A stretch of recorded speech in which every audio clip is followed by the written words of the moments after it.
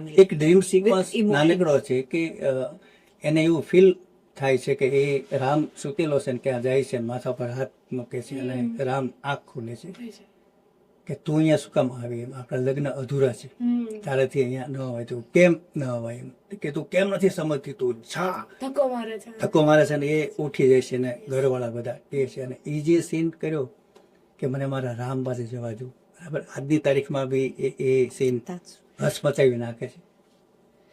અને કટલું એના કાઉન્ટરમાં હિતેનભાઈ ને ત્યાં ભાભી ખાવાનું લઈને આવે છે. અને જે હિતેનભાઈ એનું જે એક્સપ્રેશન, એનું મેકઅપ, એની અંદરની ફીલ, વેદના, ભાભી કહે છે કે રામભાઈ ખાઈ લો. એક જ ડાયલોગ કહે છે કે ઘરમાં બધાએ ખાધું. પછી ભાભી સાથેનો સીન કે તમે એને સમજાવો, તમે મને વચન આપ્યું હતું, મારી રતન અહીંયા આવવાની જીદ લઈને બેઠી છે, તમે એને સમજાવો કે મને ભૂલી જાય, હું તો પેલું તો પડી ગયેલું પાંચો કાલે ખરી જશ ને એની સામે તો આખી જિંદગીની લીલોતરી છે. એ જે સીન હિતેનભાઈ જે કર્યો, માઇન્ડ બોલ ગજબ.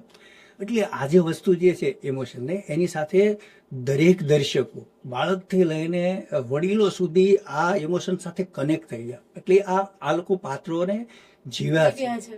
એક્ટિંગ તને કોઈ એંગલથી નહીં દેખાય કે આ લોકો ડાયલોગ બોલી રહ્યા છે કે એક્ટિંગ.